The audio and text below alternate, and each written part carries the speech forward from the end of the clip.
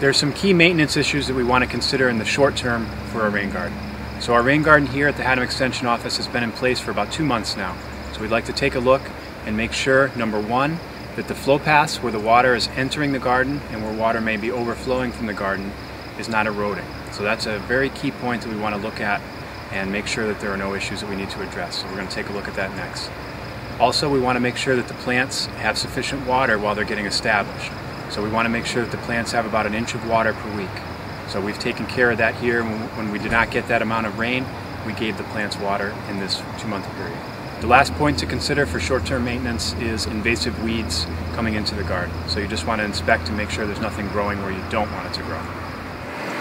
So this is the main area where water enters our garden here. And we can see that the stones are pretty well intact. We don't see any major signs of erosion here. We've had several good-sized storms and the garden has held up very well. A couple things here, we do have a few weeds growing in here, some crabgrass, so we'll pull those out. We have a little bit of washout of the mulch at the bottom where the stones and the mulch meet, so we'll put a little more mulch in there and perhaps add some smaller stones at the bottom just to help cut down on that erosion.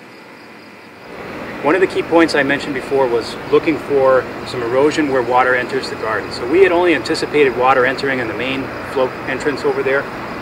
What we discovered after a couple of rainfall events was that there's a slight dip in the pavement right here, and we do have some water entering the garden at this point. So we didn't anticipate this, and we do have a little bit of erosion happening here. We can see some sand getting washed in from the roadway. So what we're going to do is add a little bit of stone to this point here, just a little bit to help keep that surface intact and keep the soil from eroding out of there. So we mentioned that we want to make sure the plants get sufficient water in this period when they're getting established, the first few months.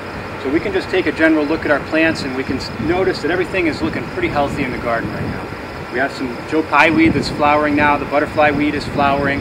We had some flowers on the iris a couple weeks back, but in general everything looks good. You can take a look at your plants and see if they're growing sufficiently and if they look healthy.